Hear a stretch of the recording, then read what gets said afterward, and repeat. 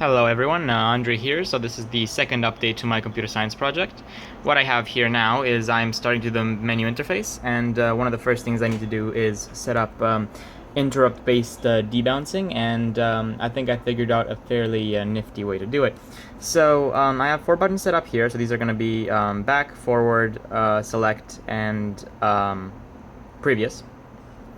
So these are connected to the DUE on pins 11, 12, 8, and 9. These are set up as input pull-ups.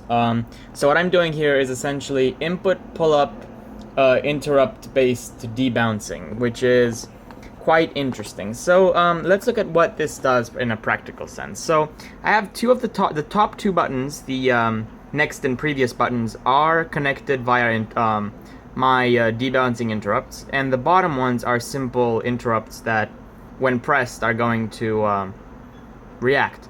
So what's going to happen is these 2 values, if pressed and released, no matter how long I hold them, they're only going to change once, while the bottom ones, since the code is not as sophisticated for them, they're going to print out the thing to serial a lot more. So let's try to look at this here. If my thing decides to focus, there we go. So if we press once, you see that actually appears only once. Once. I have 2 wires connecting. Once.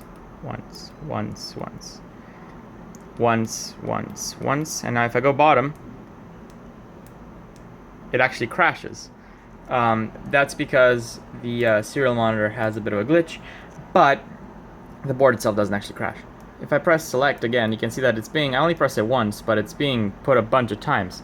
Same thing for the right button. You see, it's just like when I release it, it's generating way too many actions.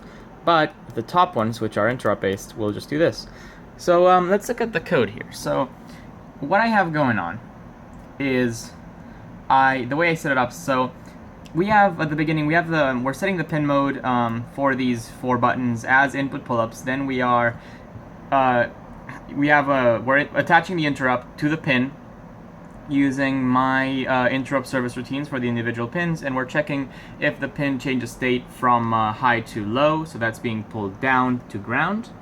And the important thing here, what I've noticed, is that for Arduino based boards, like the AVR or the ARM based ones, you're gonna have to have first your pin mode declaration with the input pull-up, then you're going to attach your interrupts.